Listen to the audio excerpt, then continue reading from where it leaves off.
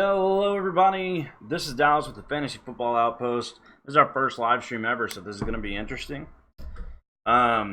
We are doing our very first mock draft, positional mock draft stream. So, a quick little breakdown of what this is for those of you watching.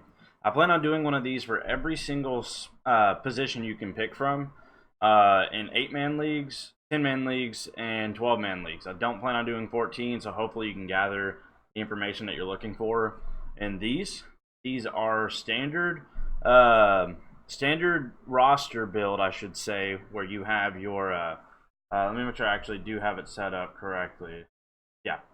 You have your quarterback, your 2 running back, your 2 wide receiver, your 1 tight end, your flex, your kicker, and your defense. And let me go ahead and make sure how deep it's going. Don't want to go, yeah, let me back it up. We are setting this up. Draft settings. General settings. Draft. Maybe you can't change. Or I guess, yeah, you could. You just change the bench. Right. But all of the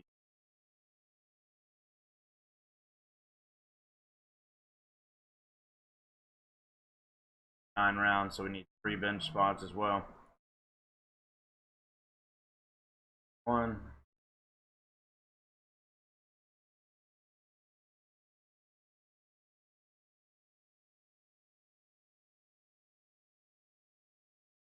There we go.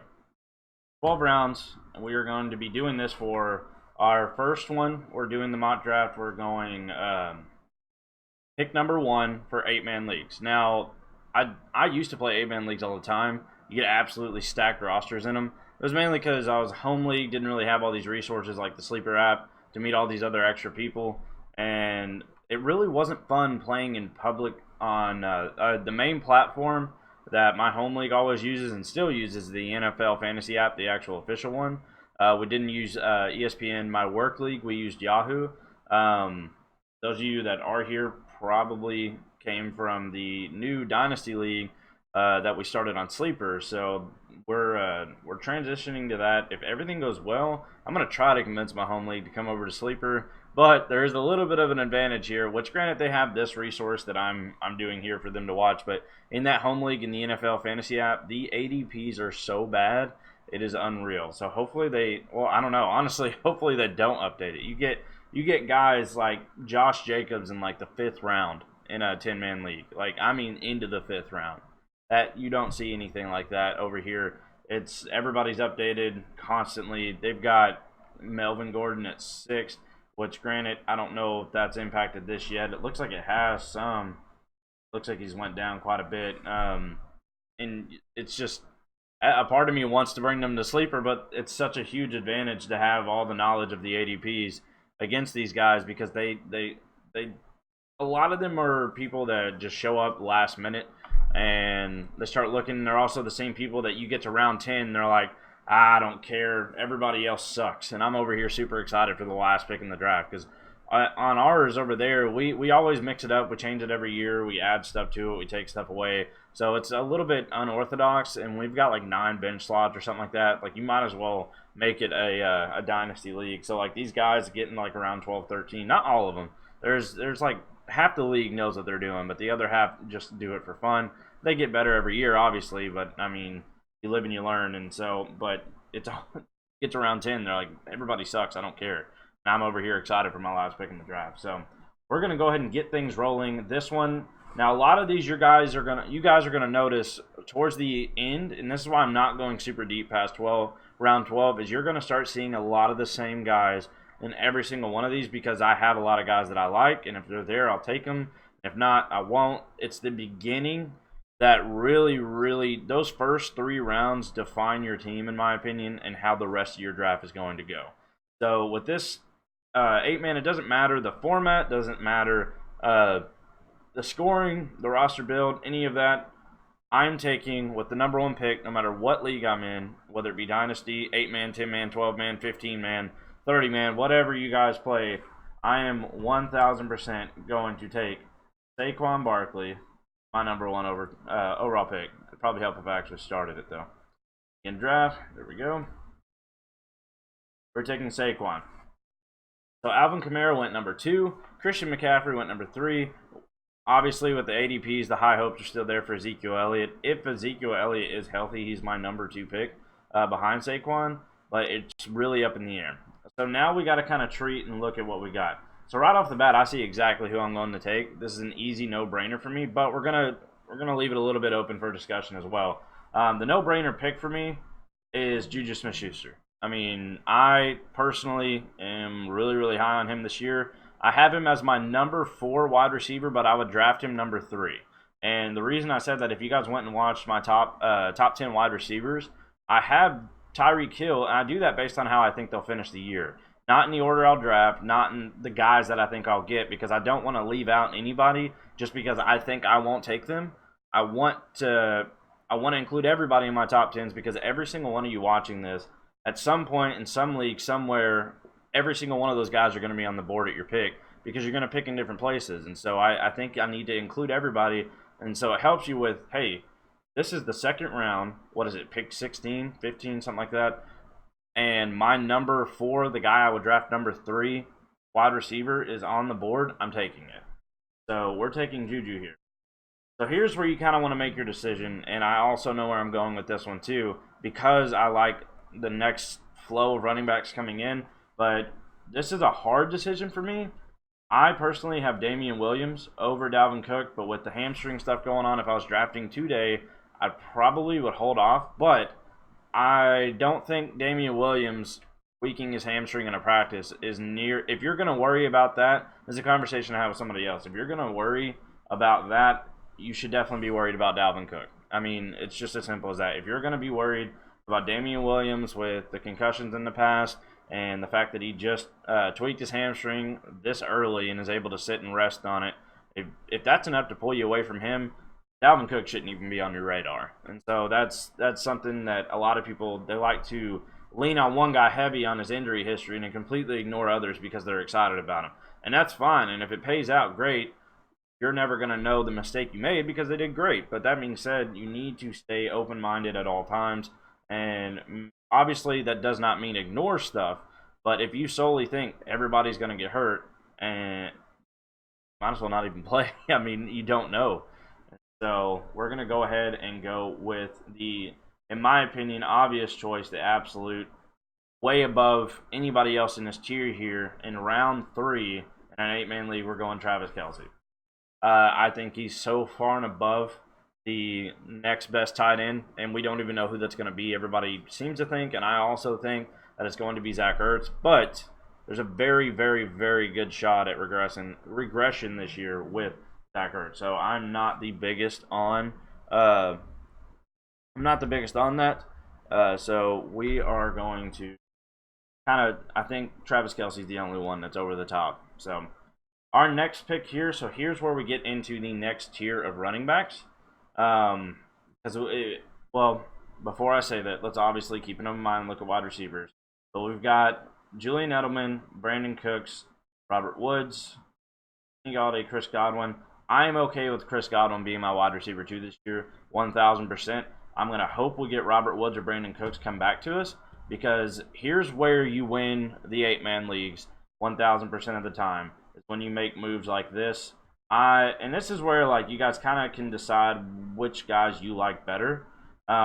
What killed me here is Kerryon Johnson went 1 pick before us. That's absolutely who I would have taken here, but because he's gone, it makes an easier decision for us to go. And this is PPR, keep in mind, and I do know neither one of these guys are over the top PPR options, but if we just sort of are running back alone, I'm not a Leonard Fournette fan. I'll let him fall all the way down the board into a trash can. I have no interest in him at all. He could end up doing great, and I could be completely wrong. He's one of those guys I'm perfectly okay with being wrong about, because I feel like he's going to end up getting suspended for fighting the team janitor, and if that's not the case, he's going to pull his hamstring, check in the mail. Like, I am not a Leonard Fournette fan or enthusiast in any way, shape, or form. Now, if he fell to the, when I say fall all the way down into a trash can, obviously if like everyone else for some reason magically jumps on the we hate Leonard Fournette train, then and he falls to like the 6th round, yeah, I'm not going to pass that up. I honestly, it'd be hard for me to pass him up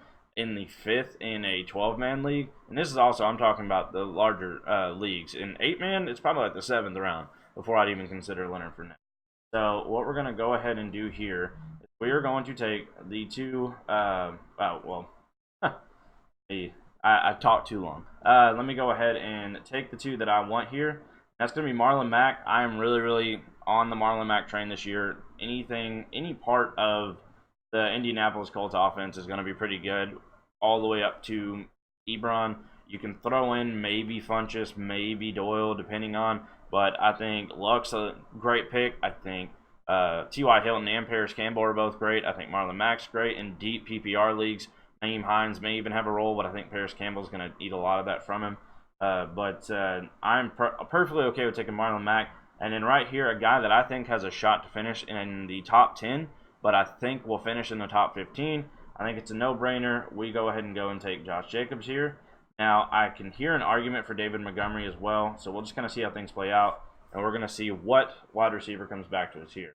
So again, in these kind of leagues, the small leagues, I think the winners almost every year are the ones who have their flex position is somebody else would start them as a running back, but you have them as a flex because your starters are so good. Now we're going to go down and look, and it looks like they went on an absolute tear with wide receivers. But it's okay because the one that I said we are perfectly okay with taking as our wide receiver 2, Chris Godwin, he is here for us in the 6th round, and we are absolutely jumping all over that. And now we're going to go back to all, but now this is a hard decision for me. This is where there's two guys I'm looking at here that I am absolutely super excited for. And I think it comes down to your personal preference. I think I know the direction I'm going to go just because of the value that they hold. Is the two guys that I'm looking at here is David Montgomery. I was not expecting him to fall all the way back to us here. I absolutely wanted to lock down the next wide receiver. And another problem is we've got Tyler Boyd right here too. Tyler Boyd is going to be really, really good this year. His ADP hasn't spiked yet, and so if you're getting him this late, it's going to be good. So I feel like a few weeks from now, this might be a no-brainer pick because he's going a lot earlier. But right now, because of the value running backs hold, if he ends up being a hit, I think he will be a hit. David Montgomery, I think, is going to be great. And I think he's ultimately going to have some of the PPR options, too. I know they still got Tariq Cohen, but this is a 3-down back kind of guy, and we'll see if Cohen can keep stealing some of that from him. I say stealing. He's the rookie coming in, technically stealing all of it from Cohen. But I think, me personally, if I have to pick, this also opens up the door where somebody's really, really struggling, and they have an absolute stud. Everybody has those guys in your league, but they have an absolute stud set of wide receivers. And our wide receiver 2 is Chris Godwin, which I'm perfectly okay with, but you might be able to pull a wide receiver 1 with this. I think you go David Montgomery here, and the reason for that is you now have room to trade David Montgomery, Josh Jacobs, or Marlon Mack, because any 3 of those can be your wide receiver or running back 2 and 3. So I absolutely go David Montgomery there. And let's see what comes back to us this next round. So Alshon went right before. Tyler Boyd almost made it back. So now we're looking at who do we have left on the board. I really like Mike Williams. I really like Dante Pettis. I'm not even remotely looking at quarterbacks yet, especially in a league like this. I would, if this is where quarterbacks are going, gotta think. You went all the way through, all the way back, and all the way through. I feel like if I had to make a move here, my quarterback this year that I absolutely love is Baker Mayfield. That being said, I don't advise this if you can keep stacking your team because I think the later guys are going to be just fine. But if you're a big fan of having one of those top-notch quarterbacks, I think with your pick 9 or 8, it doesn't matter. They're on the turn. You can take Baker here. I am not going to do that, though, for this. I believe that we're pretty much set in stone with going later and being just fine. So we're going to go ahead and look at our players here, and we are going to take, let's see. So I really like Mike Williams, and we might go, I think we're going to go double wide receiver here because there's 2 guys I'm seeing that I really, really like. And the running backs that are left, I think we're set on running backs. We've got 4 of them right now. We can obviously pick up another here shortly. I think there's guys down here that have some value that we don't necessarily need to take one right now. So I think, and yes, you have these tight ends. If you didn't take Travis Kelce, this is a golden opportunity right here to take either one of these two guys.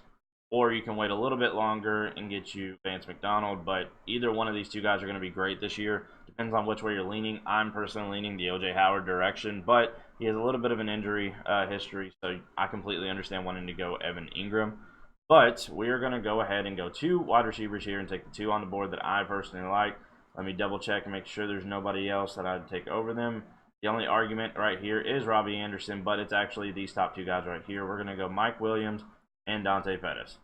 And so, like I said, this draft, and I'm going to go ahead and forewarn you guys, although the format is set up to have defenses and kickers, not taking any of those for a specific reason to show you guys that you don't need to take them when that train starts rolling. It just makes no sense to reach on either of them, especially considering somebody can flex. Now, that hurts a little bit. Latavius Murray went 1 pick before. That was absolutely the running back we were going to go for here. So we've got a couple options here. I, for one, am not on the Darrell Henderson train, but everybody else is. So if you can get Darrell Henderson here in the 10th round, I don't think it's a bad pick at all. I mean, they've got him projected 134 points now. So, like, clearly everyone thinks that's going to be the case. I don't really know where the discussion started. Even people projecting, maybe I missed a huge piece of news, but I don't understand where the torch got handed to Darrell Henderson at. I believe he's, at the moment, 50-50 with Malcolm Brown with the opportunity, because everybody's like, well, they traded up to get Darrell Henderson. They gave that draft equity. Well, Malcolm Brown had other free agency offers. He was going to leave, and they didn't let him. They said, no, stay. We're going to match your offer and keep you because we need you. And so I feel like Darrell Henderson could have very well been a plan they had the entire time to split him. And so I feel like if you're on the Darrell Henderson train, you absolutely take him here. If you're not, I think you can wait forever. Honestly, Malcolm Brown's probably not even getting drafted. But like I said, and I could be completely wrong about that, and I'll be the first to admit that, but I don't see that being the case. But I also see these other running backs here just as risky as Darrell Henderson. And Miles Sanders has the injuries at the moment is what he's dealing with. So I think we go back over here and we look. I think, yeah, we're able to wait. With our last pick, we're going to take our quarterback.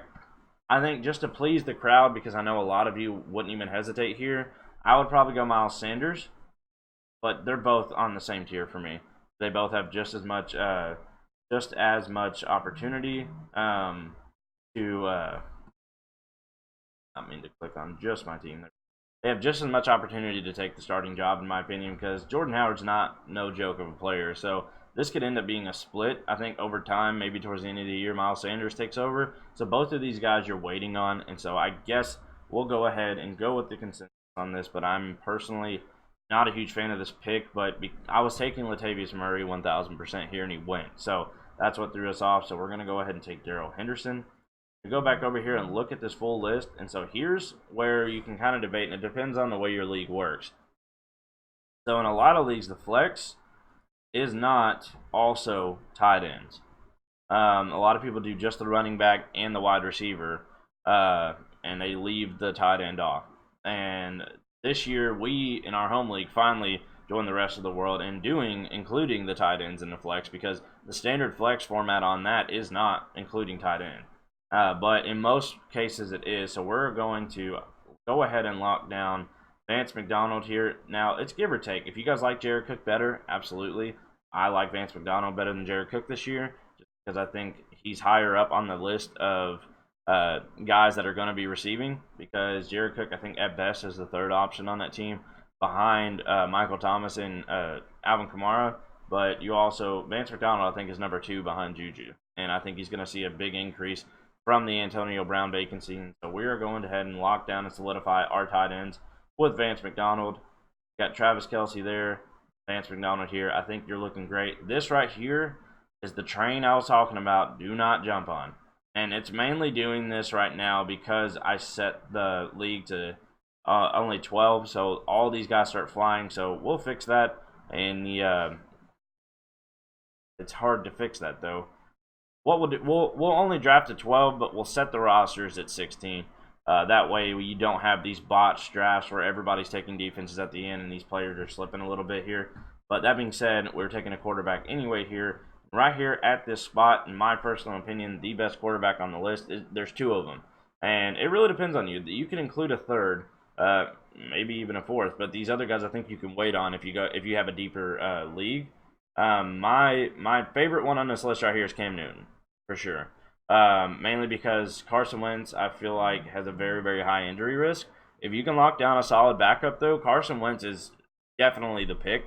I think he has potential to be one of the best quarterbacks in the league this year, but so does Cam Newton. Cam Newton does it every year when he's not hurt or have circumstances that cause that not to happen. If everything's fine with Cam Newton, he's going to be one of the top guys. And so here I'm taking Cam Newton, but I hear the argument for Carson Wentz here. Completely understand. I also I like Jared Goff as well. I like him a lot, but I think you can pass him up here and take him a few rounds later, and he's still going to be there. And so we're going to go ahead and lock down Cam Newton to finish out, and we are going to okay. Let's go over here and look at our roster. So again, ignoring the kicker and defense, we're going to extend it a little bit so you don't get all that drafted there at the end. But right from the bat, our starting quarterback is Cam Newton. Absolutely okay with that. Our running backs, I'm absolutely in love with. We've got Saquon Barkley, Marlon Mack, Josh Jacobs, and David Montgomery. And you have Darrell Henderson down here, who, if he pays out, could end up being right there with the rest of them. I mean, at a quick glance, Kamara, Carry-On, Lamar Miller, Latavius Murray, Christian McCaffrey, Joe Mixon, Damian Williams. That's really nice, but they had to give on their wide receivers. I'm not big on Kenny Galladay at all, but Freeman, Lindsey, and Sonny Michel, they have a very, very, very good running back core as well. Elliott, Gurley, I don't think Gurley pays out. Gordon, if Gordon actually shows up, this team right here may not even be startable week one. Derrick Henry, you got David Johnson, Nick Chubb. At a quick glance, I can tell you right now, based on what I'm seeing here, we either have the best running back core in the league or we're tied with this guy right here, pick third. McCaffrey, Mixon, Damian Williams, Freeman, Lindsey, and Sonny Michel. But I 1,000% take our wide receivers over his. He's only got 2 on his entire team. So I think you can go ahead and say ours is better because we didn't have to sacrifice as much for it, and I think they'll outperform his. Saquon Barkley, Marlon Mack, Josh Jacobs, and David Montgomery. Darrell Henderson, if he ends up panning out. Start any of those how you want. That's the best part about that. There'll be every single one of our guys, especially Darrell Henderson, if he ends up paying off, is a running back 2 on everyone else's team, or 1, depending on what it is. Wide receivers, Juju. I love having Juju on my team. He's the number 4 wide receiver for me this year. Absolutely. I'd take him number 3. It goes DeAndre Hopkins, Devontae Adams, Tyreek Hill, and then Juju. Tyreek Hill, I don't like drafting him ever because of the ride he takes you on. Now, if he slips and falls like he did here and you can take him as like the 6th or 7th guy, sure. But I am not a Tyreek Hill, or no, he only slipped to the 1, 2, 3, 5. So if he slips to like here, I would have taken him because that's a no-brainer points-wise. But he is going to lose you some weeks because he's going to get you 10 points when you're hoping for that 30. And then the next week after he drops you 10, he's going to get you 40. So that ride I'm not interested in. Juju's going to be a lot more consistent and could end up finishing better. But I currently have him slotted at my number 4 finishing the year. But I think it's going to be close with Tyreek Hill. And I'm going to enjoy the journey a lot more with Juju than I am Tyreek Hill. So I'm taking him over him. So now our wide receivers all around. Juju. Chris Godwin is going to be an absolute monster. He is the tail end wide receiver 2 that I'm okay with.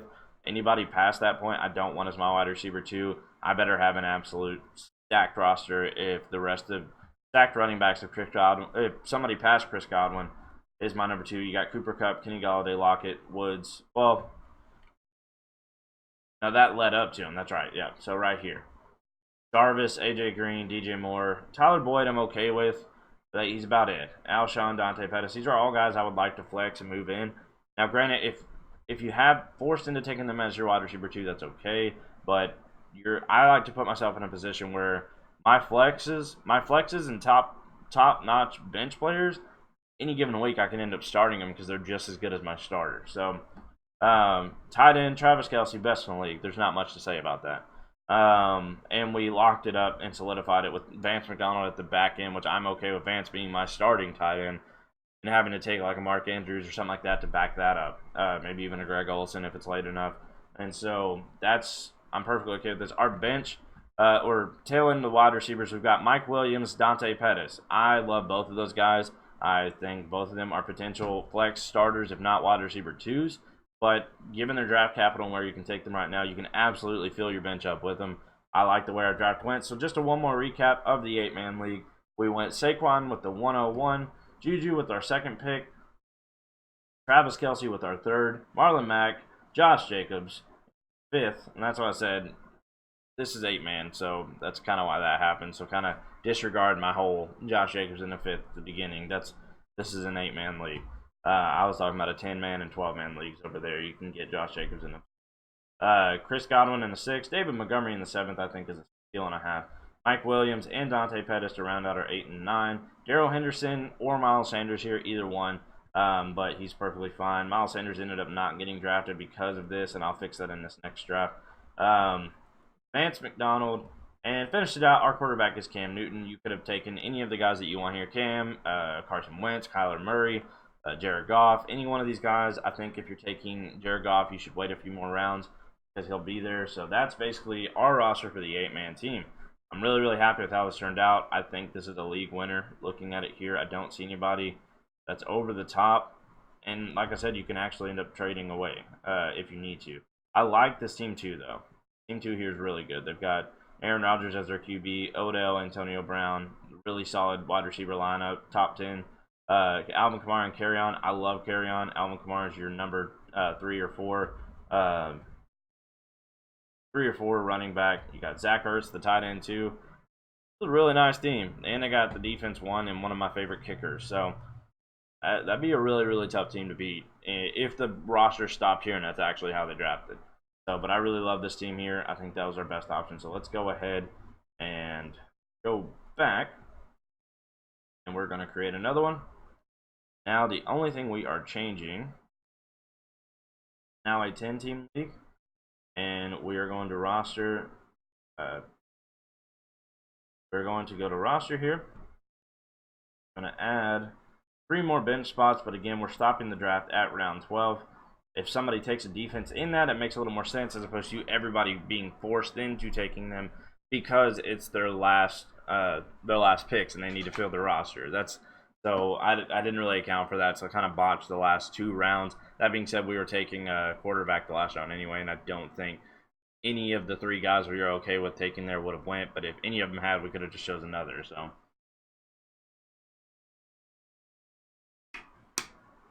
alrighty.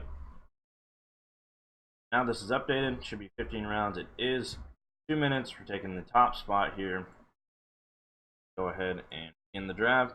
Like I said, does not matter the format, the roster count, the roster build. We are taking Saquon with the 101 in every draft that we are in, especially PPR. Non-PPR, I hear the argument if he's there for Zeke, but Barkley can still be taken there. Okay, so we had a reach and a half in this one. We have Saquon at the 1, Alvin Kamara at the 2. Devontae Adams went 3rd. That is nuts. But it could happen depending on who you're playing with. A big Packers fan, all about their wide receivers. Still able to lock down Nick Chubb in the 2nd. I mean, not bad. Elliott, again, if he's here, that's how we're assuming it. Melvin Gordon, we are not. That situation looks a lot worse, but we will see as the weeks close in about Ezekiel Elliott. That's why the ADPs are here. When we get to the point where he's who we're taking, we're passing in our future mock draft streams unless he comes back. David Johnson at the 5, Lev Bell at the 6, Christian McCaffrey at 7, James Conner at 8, and they tailed in the first round with Hopkins, Michael Thomas, Tyreek Hill, and Odell. Both these teams went wide receiver. Julio, Antonio Brown, Juju, Todd Gurley, Joe Mixon, Nick Chubb, Dalvin Cook. Again, this is where it gets a little different. A lot of people would argue you take a wide receiver here. I don't think you do. I think, again, you tail in this far into the draft. I think Travis Kelce sitting here is a no-brainer for our 2nd pick or 3rd, either one. And now we're looking at the running backs and wide receivers here, and this is where you kind of have to make a decision. Do you want to be, and again, I'm somebody that I don't care if you have a 3 wide receiver roster. Running backs are still, at the end of the day, going to be 1,000% more valuable than a wide receiver, in my opinion. Now, I have seen people win leagues doing the wide receiver route, but it just, once it gets to this point, you're looking at rough sledding with running backs. I love Kerryon Johnson. I don't want him as my running back one. He could end up being a running back one, but I don't want to take that shot. I better have two guys that have potential to get running back one. If I go wide receiver, my next probably 3 picks are going to be running backs just because they're going to fall off a cliff. So here, basically what I'm alluding to is the two guys that this is between for me right now is Damian Williams and Mike Evans. Damian Williams is my running back 8. Mike Williams is my wide receiver 8. Now, assuming Damian Williams is fully healthy and everything's good to go, got really good argument here, but not everybody's on that train like I am, but I am. Mike Evans, Bruce Arians is there. He's absolutely killed it year in, year out, every single year. But I like the depth you can get at wide receiver later, and so I'm okay, but I better be stacking wide receiver here. So I think what I'm going to go with, and another reason I do this is Travis Kelce is my wide receiver 1. That's the way I look at this when I do these. And then my wide receiver 2, I treat as though he's my tight end production.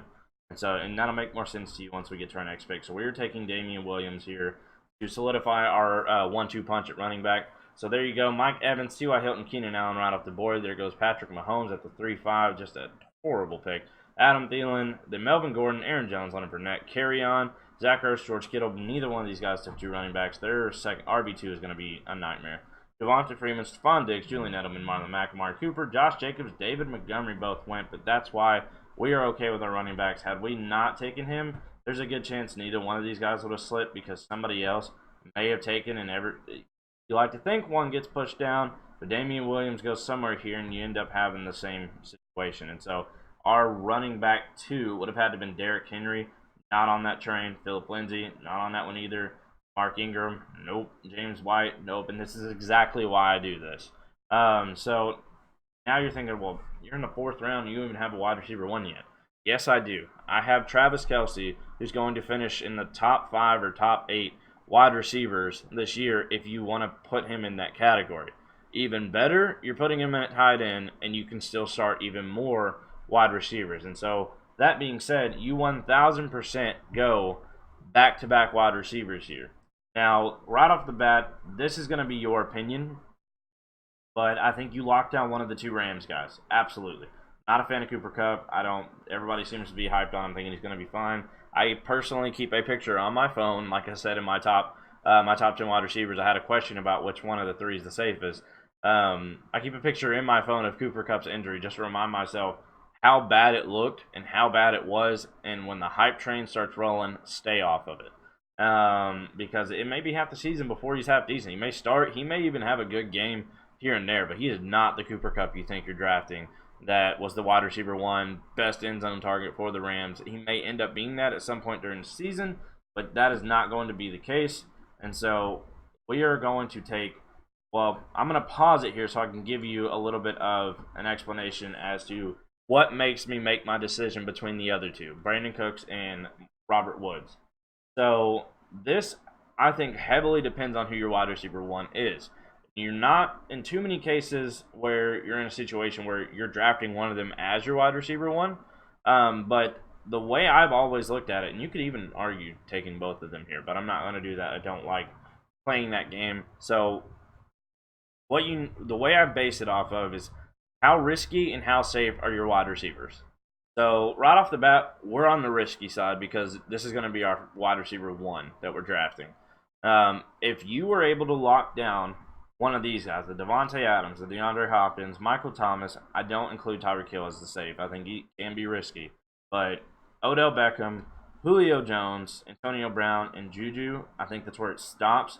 Once you get down to Mike Evans, Keenan Allen, T.Y. Hilton, Thielen, if these guys are your wide receiver 1, I think you have to make, because they're slightly riskier, I think you have to make the safe pick, and that is Brandon Cooks.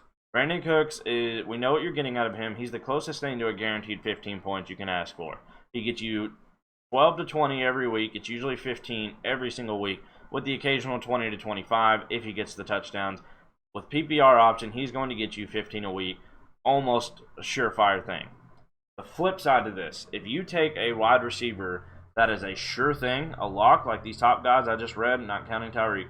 Uh, the only reason I say not counting Tyreek, there's some weeks where Tyreek's going to score enough for 3 wide receivers, but those weeks where he gets you 10, you need to make sure you have somebody safe locked down. That's why I put him on the risky side. But Devontae Adams, these guys right here, these top guys that are solidified, absolute alphas at the wide receiver position, and you know they're going to get out there and get theirs every single game, and you don't have to worry about their production. Everybody has a bad game, obviously, but for the most part, these are safe wide receivers that are going to kill it. You can take the risk on Robert Woods, and I say risk very lightly. He's not that big of a risk because he's going to be good. It's actually, funny enough, a running meme in our home league that Robert Woods is the GOAT, messing with this guy that took him last year, and he's so over the top about him, talking about how he's like the best wide receiver in the league. But I feel like, I can't remember what it was. He was offered somebody that's, to this day, is still better than Robert Woods. But he turned him down because he was like, no, Robert Woods is so good. He's the best guy. And I'm like, oh yeah, you don't need anybody else. Robert Woods the GOAT, and it just became this like running joke where Robert the GOAT Woods is what he's called. I'm genuinely thinking about surprising when we go to our live draft, showing up in a shirt that's got like an animated Robert Woods on it with a goat head on it, just for the joke. But all jokes aside, Robert Woods is not a very risky guy at all. I think and I heard some arguments on some other podcasts and some other people talking about Robert Woods, about how Brandon Cooks has a better chance of having those explosive games than Robert Woods. I don't agree with that at all. I think the difference here is Brandon Cooks is your solidified 15 points a week kind of guy. Robert Woods is your guy that is going to get you somewhere around that, but will occasionally drop down to your 8 to 10 points because he just didn't have a good game. But I think he's also the guy that can give you that 30-35 out of nowhere you were not expecting. And so if you have one of these super safe guys at the top, take Robert Woods absolutely 1,000% when it comes down to choosing between these two guys. If you have the Mike Evans, the Keenan Allen, T.Y. Hilton, the Thielen, somebody like that that's your wide receiver 1, and you're not quite sure how they're going to pan out for you, take Brandon Cooks. He's the safest pick. Or if you're in this position where you got to choose your number 1 guy, you can go both ways with this argument. You could say, I'm already this deep. I need to take my shot at Robert Woods and hope it pans out because I need something here. I don't feel that worried because of the route we went. Travis Kelce being our wide receiver 1, in my opinion. I think you can absolutely go the safer route here. And again, I know with my argument I made, if you're keeping Travis Kelce as one of your wide receivers, then you'd say, wasn't that a Sherlock safe pick?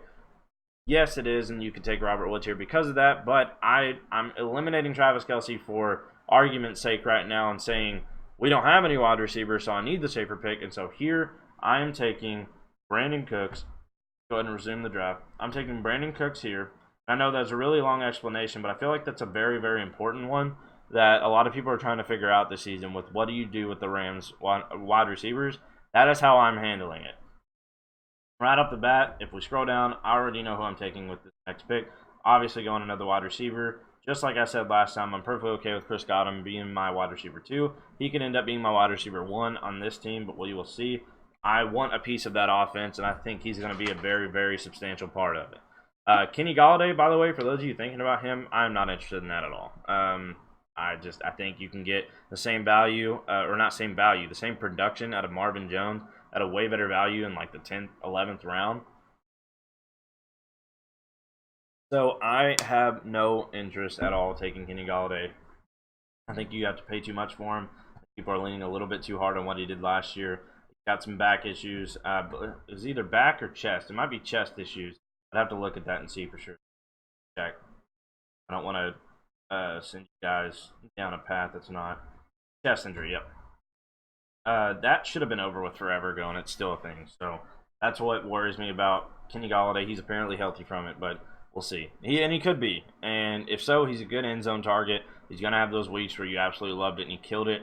I personally think Kenny Golladay might be a good trade option to sell him somewhere for something better and more consistent. But so here, where we're at now, we've got our 2 running backs, our 2 wide receivers. I think you 1,000% have to take a running back here because of what's left on the board. Because if you don't, you're going to start falling off this cliff. And so, a few weeks ago, I would have said Kenyon Drake. Kalen Ballage is flying up the radar everywhere about this is going to end up being a split carry situation. So I think this actually, for those of you who are leaning on the Adam Gase thing with Le'Veon Bell, I think this actually might be a better way of saying like that's not the case because Adam Gase is gone and they are still questioning Kenyon Drake. I don't think they should be. I think he's an extreme talent, and I'm perfectly okay with you taking him here. That being said, I'm going to take, especially with the news this morning with Deonta Foreman getting cut, I am going to take the surefire, definitely going to be the starter guy that's getting most of the reps, if not all of them, and Lamar Miller here. And the only reason I've simplified it by just running backs is we need our third running back. We absolutely need to lock that down.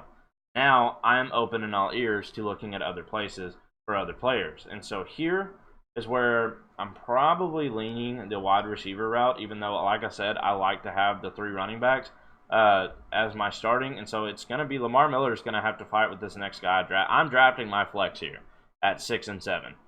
That's basically a simplified explanation of what I'm doing. That being said, you have an open argument for Aaron Rodgers in the 7th is an absolute stud pick. So is Deshaun Watson. I like Baker towards the end of round 7.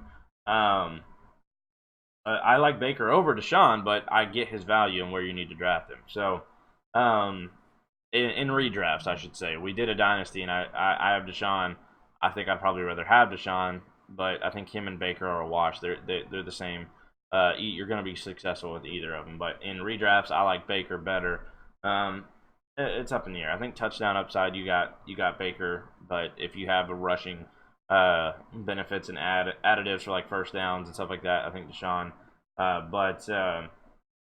So here, I'm perfectly okay with you drafting Aaron Rodgers in the 7th. Aaron Rodgers in the 7th is a ridiculous pick.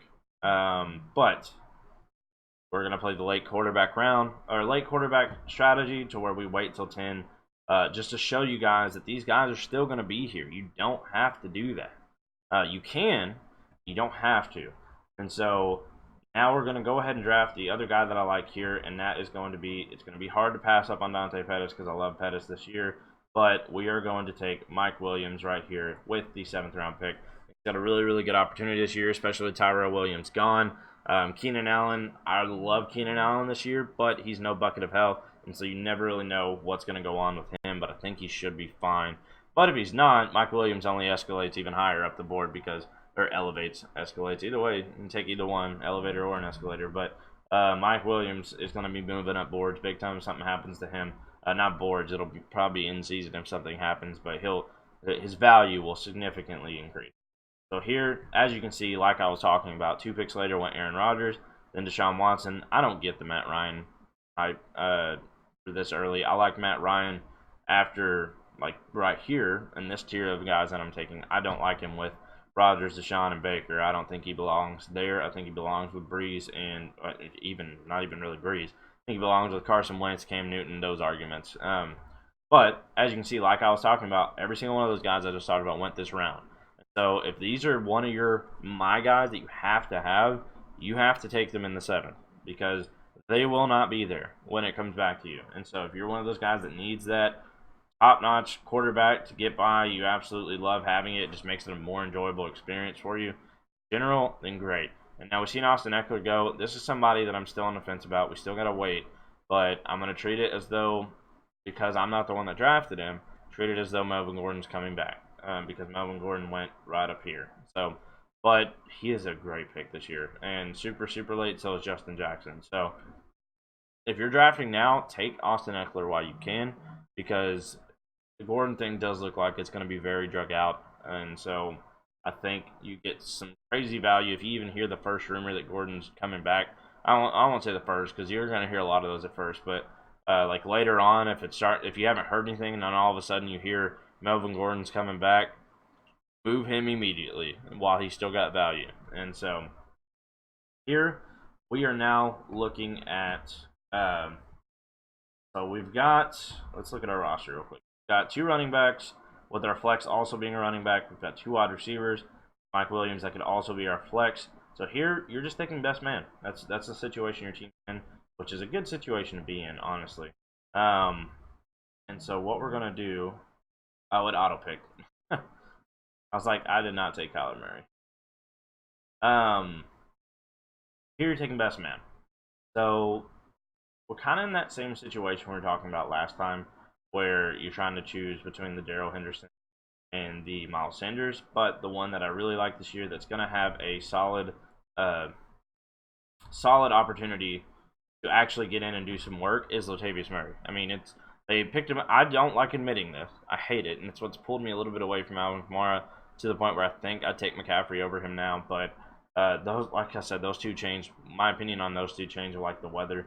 Some people are full on sold on Christian McCaffrey. Some people are full on sold on Alvin Kamara. Some people are on the fence like I am. Latavius Murray, as much as I hate admitting it, a lot of people think he's better than Mark Ingram. I don't think he is. I think Mark Ingram was a lot better. That being said, he did get drafted to take the Mark Ingram role. Sean Payton has always played two running backs, and if something happens to Kamara, Latavius Murray is going to be ridiculous. So I think he's a no-brainer pick here. He's got a lot of upside. He actually is a potential flex starter even with Kamara there. So I think you absolutely take him here. And because we took a running back, I don't see any other running backs that I'm going to absolutely reach for. Again, if you're on that Darrell Henderson train, it's a no-brainer to take Latavius Murray and Darrell Henderson here. But we are going to, just like I said, because of the flex also being allowed to be a tight end, we're going to lock down that tight end spot here. Ebron is here. He's somebody potentially to look at. I don't think he's going to be a touchdown monster that he was last year. Again, if you're a Jared Cook guy, you can go that route. I'm going Vance McDonald here, and we're going to let it fly through.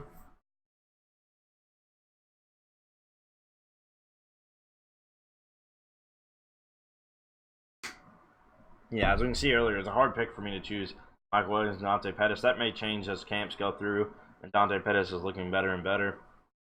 I just think Mike Williams as a wide receiver, too, has a good shot at matching production of a wide receiver one in San Francisco. So now it has went through. Here is where I start to look at quarterbacks. Like I said, you can wait even in a 10-man league. You still got Russell Wilson here. You've got Cam Newton, Jared Goff, Jameis Winston.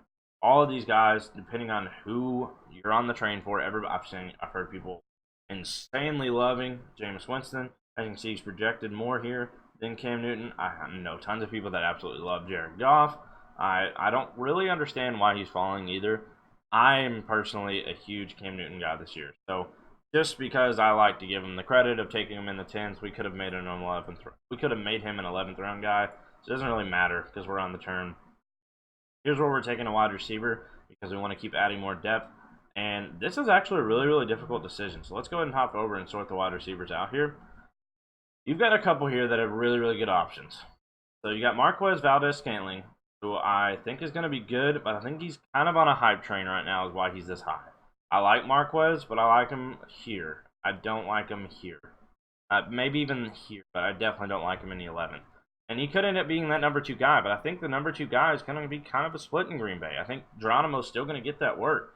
And as you can see, he's still going very close to this pick. And they're both going to be good, and it's going to go back and forth. Marquez is going to have that over-the-top catch, takes it in for a touchdown, and add 4 or 5 other catches, and he finished the week with 20. And Geronimo only caught 3 balls for, 60 yards, and he only had 9. Well, then the next week, Geronimo is going to go on an absolute tear and catch 15 passes. Obviously not, but catch 9 passes on 11 targets and somehow gets in the end zone at one point. I won't say somehow. I mean, he's got good opportunity as anybody else. And gets in the end zone, and then he's the guy with 17 that week, and they didn't hit Marquez over the top at all in all of his catches. He only made 3 for 20 yards, and so he only had 5 points. I think you're going to deal with that back and forth game all year with him too, and so I'm going to mentally scratch him here, but I would take him if he fell. Then now this is where it gets difficult for me to try and differentiate. Courtland Sutton I really like as well, but I don't like Joe Flacco, so that's the only reason I'm not taking him here. The 2 that I'm choosing between is Curtis Samuel and D.D. Westbrook. And I'm going to go D.D. Westbrook, but while it's going through, I'm going to explain why. D.D. Westbrook and Curtis Samuel. Curtis Samuel, if he ends up being the lead guy, is going to be better than D.D. Westbrook. D.D. Westbrook is the surefire lead guy in Jacksonville. I mean, it's not even, in my opinion, a question. And I liked him coming out of college. I loved watching him at Oklahoma. I thought he was fantastic. Especially, I'm pretty sure his quarterback was Baker, because I think they were both finalists for the Heisman the year Baker won. Or it may have been the year before they were both finalists the year Lamar Jackson won. Something like that. But they were both finalists for the Heisman together. I love D.D. in college. I think he's going to have a tremendous year this year, especially in PPR formats. So I'm taking him over Curtis Samuel. But here you can see Courtland Sutton, N'Keal Harry, and Scantling went over Samuel. I don't blame you for taking Samuel there, but I am taking DD. So now, with our last pick in the draft, we are going to take in round 12 what we got here. So here's where you can start looking at some of the handcuffs, I guess you could say. Got Ito here. He's about the only one that's worth taking at this point. Well, not worth taking. Like, it's the only one ADP wise makes sense here, but I don't like Ito. I don't think he's going to end up winning that job. You've got that rookie that everybody's seen, Hill. I think you got Quadri Allison kind of sneaking up as well. He didn't really get a good opportunity, but maybe they told the Hill guy, hey, get out there and prove yourself because the rest of these preseason games are going to these other guys. So who knows? There's a little bit of a hype train in Dynasty for the Hill guy right now, so we'll see. And not Justice Hill. I'm talking about the other. Jarrett McKinnon, I don't like at all because you get this guy right here, Matt Breida, way later. Honestly, it's like your last pick in the draft. You can take him just fine. So as much as I'd like to say take Ito or something like that, if you, I want to like Ito, but I can't. He was not good last year. He's got a good opportunity to come in behind Foreman, but or Freeman, but I don't see it happening. I don't see him being that guy by the time that comes. So now he get a little bit more realistic. You've seen Bears going to ninth. I like Jaguars defense over the Rams, but that defenses are never consistent. You can't go off of what happened last year at all because it never stays consistent year in and year out. But yet they get drafted based on what they did the year before every single year, and it's just not worth it. So yeah, we're definitely not taking quarterback here. So that then takes us over to the wide receivers. This is what we're looking at in the wide receiver pool. First thing I'm going to do is I'm going to scroll down and see how far Paris Campbell is down the list. This is where I'm going to take a risk and hope that he came back. And I get 2 picks, actually. Yeah, right. I thought, for some reason, I thought we just took, I don't get 2 picks because we're only taking 1. So here I think you take the value. I mean, the clear value, in my opinion, is Sean Jackson. All he needs to do is catch 1 pass every game, and you're set. That's all you need from him. That's all he's going to do. And so, ultimately, I don't think you have to worry too much about Deshaun Jackson. He could end up being a flex starter every week if it pays off. If not, he's a great guy to come in and fill that spot on a bye week. And so, taking him this late in the 12th or 2, I'd take some other notable names that I would have considered. Golden Tate, if he wasn't suspended here, that's fine, but he is suspended. That gets reduced. I think maybe next round you could look at him, or 14th round you could look at him. But right now, with that 4-game suspension, he's not worth it for me at all. So next, we're going to go on down to the one I really, really like, and that's Paris Campbell. I'm super hyped on him. I think he's going to be the number 2 receiving target in Indianapolis. Scratch Devin Funchess off your boards completely. I don't think he's going to be relevant. But like I said, right here, they don't think Paris Campbell's going to make it back to us here. So you could take the risk, take somebody else. Just for argument's sake, we're only going to round 12 in these, but for argument's sake, let's say you really wanted, I don't know, trying to see somebody who would take over him. Honestly, like, just looking at this, I think the pick for 13 is Paris Campbell. Looking at it, I don't see any reason why you wouldn't. These guys here, I'm trying to see, like, maybe go for the Madison handcuff. There's a good chance he falls to you. If you one of those guys that jumps on the defense is Jacksonville, but I don't see the point in that at all. So now we're going to go ahead and look at our roster for this one here. Like I said, you're going to see a lot of similarities between these because I like certain guys at certain places, and if they fall, then we take them. If we don't think we're going to get them in the next round, we take them. So right off the bat, Cam Newton as our quarterback, I'm okay with that in any league. Saquon Barkley, Damian Williams. 2 top 10 running backs in my opinion. Damian Williams is not on everybody's top 10. He's number 8 on my list. Barkley's number 1. I think you solidified your running back position there. But because of that, wide receiver 1 is Brandon Cooks. But had we not done that, our running back 2 would have been, is the draft going now? Yeah, it is. Here you go. We'll see. It auto-drafted Phillip Rivers. Let's see if Paris Campbell made it back. Find out. Technically did, again, a little botch because people are filling out their rosters. But if this is all the roster slot you have, then yeah, this is actually how it would go. But because we took Damian Williams, Brandon Cooks is our wide receiver 1, but our running back 2 would have been Derrick Henry. Just like Leonard Fournette, I'm not touching Derrick Henry this year at all. I'm no interest in that.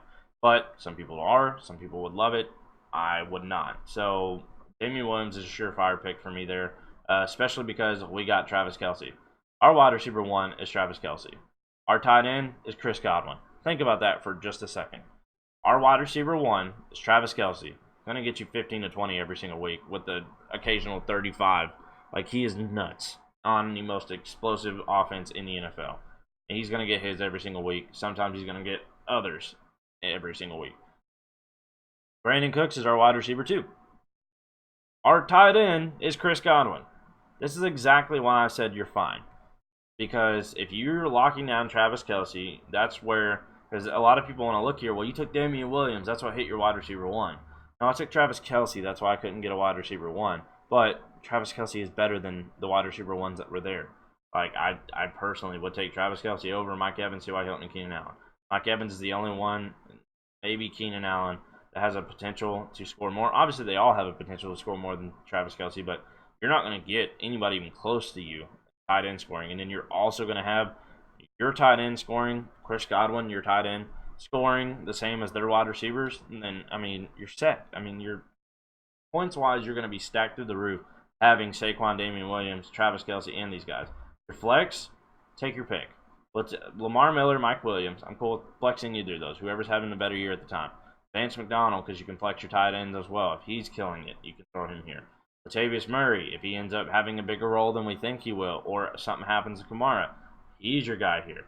So you got D.D. Westbrook, if he ends up paying off, he's your guy here. Deshaun Jackson, if he's catching that pass over the top for the touchdown every single week, he's your guy here. You got to make, like I said, I try my best to take guys that I'm comfortable with. If one of these guys go down, I'm comfortable with putting here. Or if one's in a better situation than the other, I don't feel like I'm trapped into starting the guy because of where I drafted him. I'm starting the better guy because or starting a guy I think will be better. So I think you got to keep your mind open and be willing to put any of these guys here. So I absolutely love this team for a 10-man roster. I think you got a very, very good contender here, especially considering, like I said, Brandon Cooks and Chris Godwin are both wide receiver 2s. Travis Kelce is better than a lot of wide receiver 1s. So you're sitting pretty there. And he's definitely better than anybody else's tight end. And if you want to throw Chris Godwin in as your tight end, he's the number 2 tight end in the league because he's going to be better than Zach Ertz. And that's my opinion. I think he will be. But the value for Ertz is higher because he's a tight end. So, that is our roster for the 10-man. What do we do? I don't need to sit and wait on this. Go ahead. In this.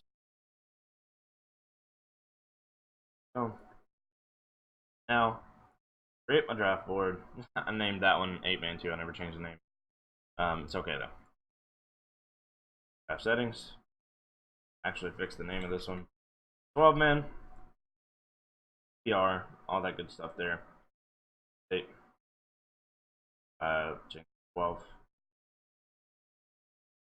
Okay. Here's the one that's going to catch a lot of you. So give me 2 seconds.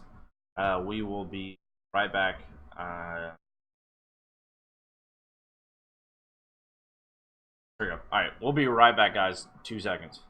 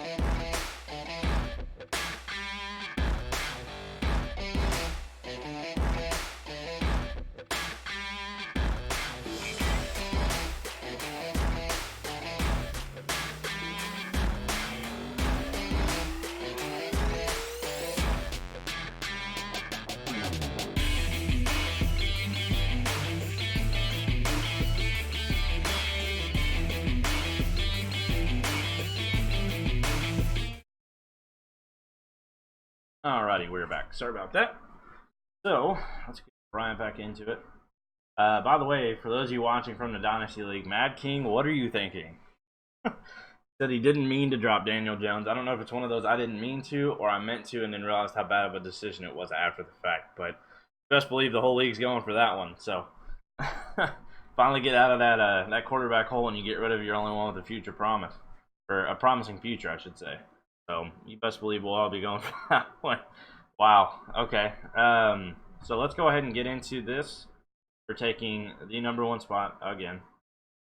Go ahead and get it started. We all know who we're taking here in draft. I think it's a brainer in every single format. Saquon Barkley, and now we let it roll.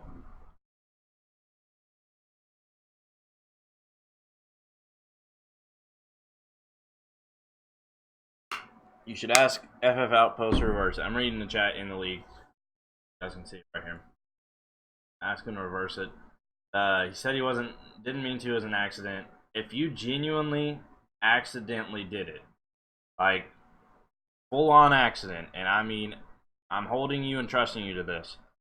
If you genuinely accidentally did it, and everyone's okay with me doing it, that's fine. But if you dropped him and didn't realize the mistake that it was, he's gone, man. That's how it works. So, I'll put in here in the chat, watch the stream, find a little. I just responded.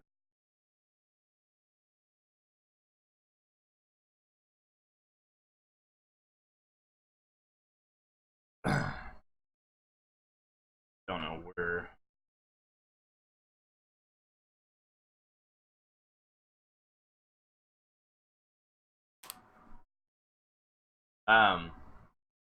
Yeah, so I will get more in detail with this in the chat in a second. We're gonna try to finish. So now that it made it back to us, let's go ahead and look and see what happened. If you didn't hear me and you can't find it when you rewind, just put in the comment section over here, what did you say? Mad King, go ahead and comment that and I'll restate it. But Saquon went first, obviously. Christian McCaffrey, David Johnson, Alvin Kamara, DeAndre Hopkins, Ezekiel, Le'Veon Bell, Julio Jones, Devontae Adams, Michael Thomas, James Conner, Odell Beckham Jr., Tyreek Hill, Joe Mixon, Juju. Yeah, see, this is such a difference, guys. For those of you that are watching this, for the 8-man, we took Juju with our second pick in the 8-man league. Todd Gurley, Travis Kelce, Antonio Brown, Travis Kelce was our second pick in the last one. Nick Chubb, Dalvin Cook, Keenan Allen, Melvin Gordon, Damian Williams right before us. That hurts. It is okay, though. And like I said, it depends on how these go. But here's where things get a little more complicated. We take Mike Evans. Mike Evans is my number 8 wide receiver.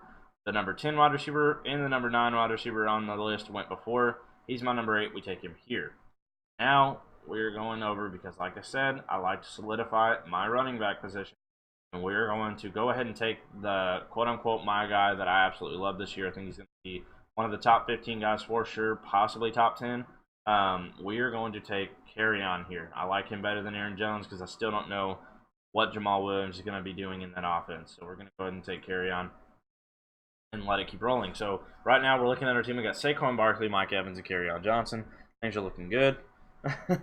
I already put my claim in for Jones. I don't know, man. Mad King, it sounded like people are about to start trying to snag that. So I don't know if that's going to work out or not. I'm going to create a poll in the league, of course, and ask if they want me to revert it. But you got to be like full on willing to swear that it was an accident. It's one of those things where it does hurt everybody else in that case. So here we're looking at, I think it's an obvious pick with our second here, but we're going to go ahead and pause for a second and take a look at the scene. Mark Ingram is not the obvious pick, by the way, if you guys are thinking that. I'm not a Mark Ingram fan, but I think we go wide receiver here. Again, as you can see in the consistency in my drafts, the best wide receivers on the board are Chris Godwin and Tyler Boyd for me. You can argue Jarvis Landry, but I definitely believe it's Chris Godwin and Tyler Boyd. We're going to take Godwin. Again, I'm okay with him being my wide. Oh, wait, hold on. Sorry, guys. Forgot that we did not take, in my head, we took what we'd been taking. We got Mike Evans. That creates a dilemma. So, we do not want both guys on that team. That would have been a huge mistake in an actual draft. So, sorry, scratch it out of your brains. I was having a brain pause, you could say. I'm not taking Chris Godwin here. As much as I like him, and that's why I could justify if Mike Evans went, I'm perfectly okay with taking Keenan Allen or Antonio Brown there. Because I like Chris Godwin later, I think you need to get your hands on one of these two guys. I do think Mike Evans is going to be better than Chris Godwin. So all my hype on Godwin, don't take that for granted, thinking that I think Mike Evans is going to degrade this year. I definitely think Mike Evans is going to be better than Godwin. I just think this is one of those where you have two very, very, very good picks on the same team, just like the Rams with Cooks and Woods, and unfortunately they both went. Cooks went pretty early, but then so did Woods. I'm not on that Cooper Cup train. If you guys are, then absolutely go for it. So what we're gonna do here is I'm definitely taking a running back here, and you got a few choices that you have that you can look into. And the first one is the Sonny Michel that people are completely off. I don't get that one at all because I think you can way down the list. Where's he at? Have we even hit him yet? Maybe we passed him slightly. No, we can sort by running backs. There he is. ADP 104.5. Sounds like a radio. It is one here. And I think he's the only guy I'm drafting a handcuff for this year. If I'm drafting Sonny Michel, I make sure that I get Damian Harris, and I don't think you have any worries. I don't think there's a situation where they split.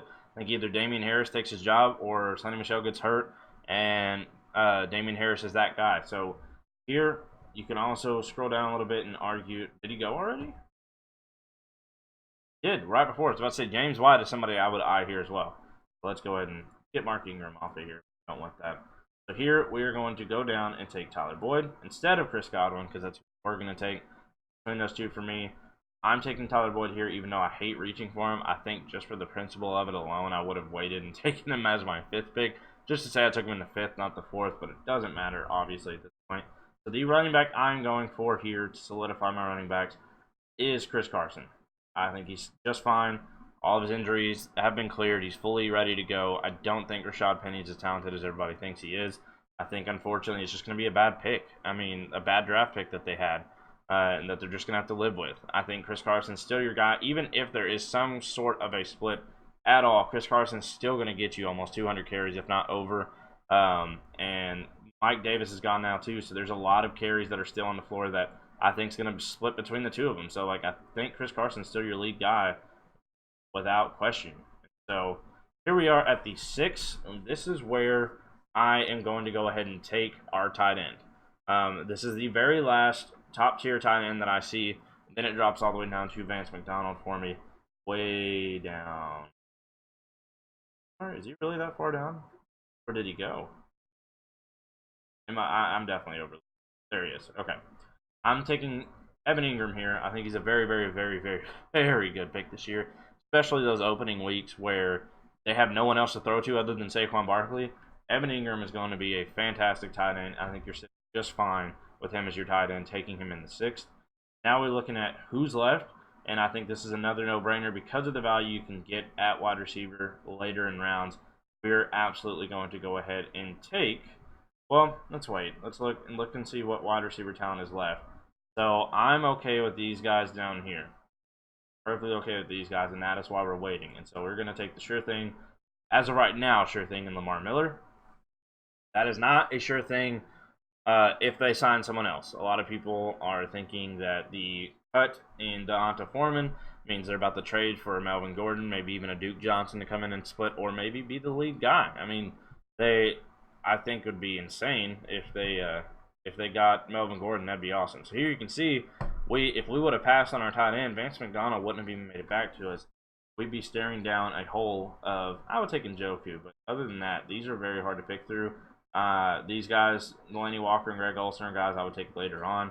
Mark Andrews is a really good guy that I like that you can take away later. So here, now we're looking at wide receivers. We are absolutely taking Marvin Jones off the board here. Like I said, 8th, 9th round, either one. He probably would have made it a little bit further here. And where did Kenny Golladay go? Let's look in this draft. Where's he at? Kenny G went in the 5th round. So he actually slipped a little bit in this one. So you see him tail end of the 4th, like right in here. But he slipped a little bit. AJ Green shouldn't be there, so that you can scratch that and put him here. AJ Green maybe, if he's healthy, maybe, and you're drafting right before, and it looks like he's going to be back in like week 2 or something like that. But I'm not a Kenny Golladay fan. I think you're going to get the same, if not more, production out of Marvin Jones, and you can take him in the 9th round. So that is a fantastic pick for us here, in my opinion. Now, just like we had the argument last time, and we were kind of looking and trying to decide who to choose out of, this is where I'm going right back to the D.D. Westbrook train. I'm okay with him in every single league that I'm in, and that's where we're going to select him. So here, I'm going to show you an example of how if we would have made a decision earlier. Let's hope it pans out, and I'll be able to explain a little bit better. It may not, and so this will kind of tell you, yeah, there it goes. That was the example I was going to use. Is if back at the 10th pick, Damian Harris is sitting there, you take him. But if you're the guy that took Sonny Michel right here, because shortly after, where did Sonny go? Sonny slipped hard. Or am I looking the wrong direction? Maybe it was right here. Okay, so yeah, Tyler Boyd, Evan Ingram, or Chris Carson, and then Sonny went right there, the next running back off the board. You took Sonny Michel there at the 5-1. Your 9th pick right there would have had to been Damian Harris. That is how I handle Sonny Michel this year. I think the only one drafted handcuff for. So now we're staring at, this is where we're taking our quarterback. Cam Newton went, so did Jared Goff. It is okay because at this point, I'm okay with Jameis Winston. I think he's going to be just fine this year. I think he's actually going to be really, really good this year, even though I am a very, very known in my home league to be a Jameis Winston hater. I always have been. I've never been that big on him. He's apparently, reports out of camp, he's looking more consistent. He's also got Bruce Arians there now too. They were comfortable with moving on from Fitzpatrick, even though he is Fitzmagic and comes in and just steals reps from your starter. He's there to save your team, but he's Fitzpatrick. I mean, that's all you can say. He's the baby goat, the bench goat. I don't know. It's between him and what is his name? Just retired. I feel really bad right now that I'm drawing a blank on his name. These two guys I always got them mixed up anyway. Maybe he's on the list if we go down far enough, even though he retired. See if we can find him real quick. I feel a little disrespectful for not even remembering his name right now. We may not be able to find him where he is retired. Alright, so we're getting into retired guys here, and he's not even... I can't remember his name, guys, right now. He literally just retired, if you guys know who I'm talking about. Normally would be right here in this category.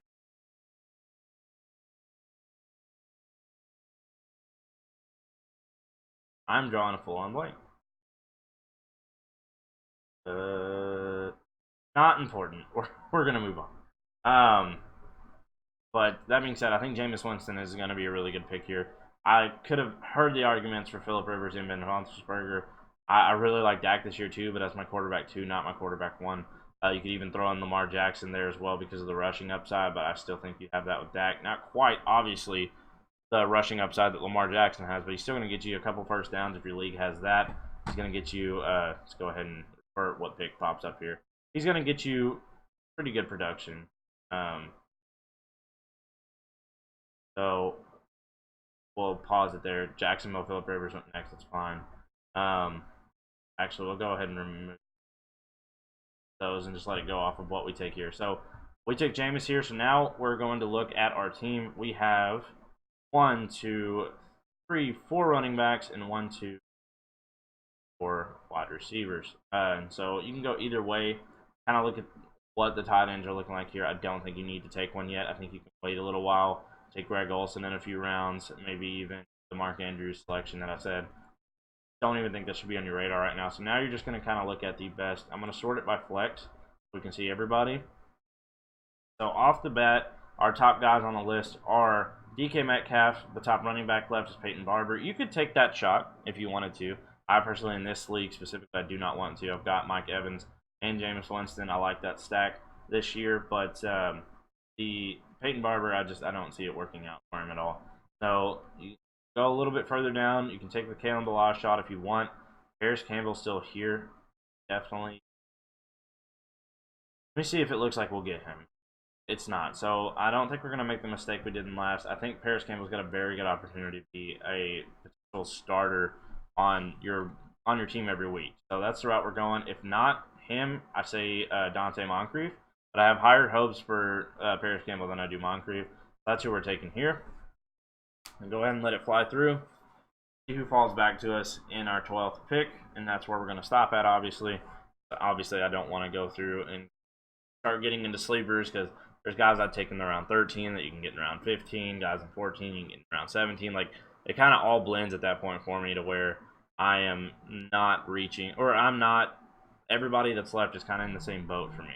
So now with our last pick, if we look at the full list here, you're looking at, you could argue Minnesota here, but like I said, you don't know with defenses. I think you're perfectly fine waiting, taking any of these guys. We have a sack bonus in our league to where not only are interceptions worth 2 points, sacks are as well, so that you have those high interception teams that have really good secondaries are just as valuable, or are always valuable, but now the teams that are really good at sacks, instead of 1 point, you get 2, and so it makes them a lot better as well. So now we're looking at the board as to what we should take here, and I think this pick right here is an absolute no-brainer. But we're going to scroll through and look a little bit. You could argue Deion Lewis here. He's got really good potential for getting some work, but I'm taking upside here. There's 2, actually. So we're going to sort it by running back because that's what we're taking. Devin Singletary and Justin Jackson. I feel like a few weeks from now, Justin Jackson is going to be a no-brainer pick here because he's going to be skyrocketing up boards. So I think you take him here in a few weeks, but right now, because somebody I think is going to definitely be the starter, I feel like Justin Jackson still has Eckler to compete with, and Eckler may end up winning that. Well, not even may. I mean, he has the job. Justin Jackson's going to have to work his way in and outwork Eckler to take the job. And so the only reason Justin Jackson got an opportunity last year is because Eckler got hurt. Eckler's fully healthy now. He's perfectly fine. And so it really, I feel like Justin Jackson turns into Eckler, and Eckler turns into Gordon. And Gordon, if he comes back, shuts them both down. And so Eckler's still a little bit relevant, and that's why I hold Eckler at a higher rating than Justin Jackson. That being said, he's not going to be here in a couple weeks. He's going to be a lot earlier of a pick, but we're going to take the one that I think has a solid, real shot at being the starter for his team. It may be a little bit later in the season. He's somebody you're going to pocket, but I think we take Devin Singletary to finish off the draft. Now we're going to go ahead and go up here and pause it. And like I said, because you get another pick right after, you can take Justin Jackson here too. If Justin Jackson's gone, Deion Lewis and Matt Breida are also on my board here. As a matter of fact, I would even argue taking Matt Breida over Devin Singletary. So I would probably take those 2 here, honestly, because if Justin Jackson's not going to be there, I'm not huge on taking a shot at that anyway. I feel like these guys have a better chance at starting, so I'm taking Devin Singletary and Matt Breida if I were to continue my picks. But we're stopping in the 12th round because once you get to that point, you have so many guys that you can go either direction with. Let's go ahead and look at our team. Jameis Winston is our quarterback. I'm perfectly fine with that. I was hoping Cam fell to us here, but now you can see in 12-man leagues, doesn't quite happen. Those last 2 top-tier guys, in my opinion, well, I won't say last 2 because Jameis is right there, go off the board. So I feel like you're kind of in a corner and you have to take Jameis. He's the last one that's kind of a solidified. You could argue Ben Roethlisberger and Phillip Rivers, but I think Jameis Winston is going to finish a lot higher than he's being drafted at this year. So Jameis Winston is our quarterback. I love our running backs again. Saquon Barkley at the RB1, and in a 12-man league, having Kerryon as our RB2 in the 3rd round is a great pick, and we rounded it out with Chris Carson, Lamar Miller, and then also Devin Singletary. Later in the year, Devin Singletary could end up being our flex starter, maybe even our running back too, but I doubt it because I really love these 2. He'd probably be our flex starter, but Chris Carson, Lamar Miller, you can interchange based on who's doing more, who their matchups are, and stuff like that. You also can throw in Marvin Jones, D.D. Westbrook, or Paris Campbell into the flex. I think these 2 right here have a very good shot at starting every single week as my flex. Now, and Paris Campbell, if he does get enough and A.J. Green comes back and knocks him down some, Paris Campbell may even be your wide receiver too. If things go as good as they will, but as good as they may, but right now it's a no-brainer to take Tyler Boyd and start him over him. So our wide receivers, Mike Evans, top 10 wide receiver this year. He's my number 8. Perfectly okay with that. Tyler Boyd with the backup. I should have taken him in the 5th just for argument's sake, but it's back-to-back picks, so it really doesn't matter. But we took Tyler Boyd here. Evan Ingram, I think, is the tail end of the best tight ends. And I think if we had to choose between him and O.J. Howard, I would have taken him anyway because we had Mike Evans, especially considering I had Jameis Winston. I'm not trying to stack my entire team off the Buccaneers because they will be a good offense this year, but not enough to where you want to fill your entire roster with them. Evan Ingram here. Our bench wide receivers, we got Marvin Jones, D.D. Westbrook, and Paris Campbell. All 3 of them are going to be solid picks that are always going to be out there getting their work in. D.D. Westbrook, I take a lot of guys that the best way to look at it, and the reason I think they're the best picks, are the guys that you know are going to be good. They're going to be solid enough to start, especially on a bye week and stuff like that. but they have a potential to be great. And that's Paris Campbell, that's Marvin Jones, that's D.D. Westbrook. D.D. Westbrook is the number one option on that team. Marvin Jones has a very good chance of being the number one option on that team, especially with Golden Tate gone now. There's going to be more work there to hand out all around. Am I wrong about that though? Golden Tate, yeah. So Golden Tate mid-season last year went to the Eagles, right? I don't think he was there at the beginning. I could be drawing a blank on that. Sorry if I am. But Golden Tate was there last year at one point, I believe. If not, he may have been on the Eagles first. And no, yeah, he was on the Lions, finished the year out with the Eagles, and got and signed in free agency with the Giants. So part of the year's a little botched because Golden Tate was there. But I think Marvin Jones is a really good shot at finishing the wide receiver one on that team. Kenny Galladay's there too, obviously, but I like Marvin Jones better, especially for that value. And then D.D. Westbrook is the starter on that team, and that can only mean, he's going to get, that's where I mean where he's going to get his every week. He's not going to be over the top, but he's good enough to start in bye weeks and stuff like that. But if Nick Foles ends up panning out and D.D. Westbrook elevates, because he was a great wide receiver in college, you've got a really, really good steal there. And then the last one, obviously, being Paris Campbell, the number two option, slot guy that's going to be getting tons of PPR reps with Andrew Luck, I think is just a no-brainer pick there, and he's going to end up being absolutely insane. So I really, really like this team currently, and I like its potential. So I'm perfectly okay with this. The only one is Lamar Miller. If they end up signing somebody that takes his job, that pick, you can scratch it off and just take whoever they take. Because it's probably going to be about the same unless it's Gordon, obviously. Gordon's going to fly off the board, so probably like RB3 or 4 if he gets traded, and just because of the hype and the news being on him. So there we go. You have our 3 picks for these, our 3 drafts for drafting from the one position from the 8-team league, 10-man league, and 12-man league, and you can see how you got to react to different situations. Like I said, you're going to see a lot of the same people on my teams because late rounds, I really like the same guys.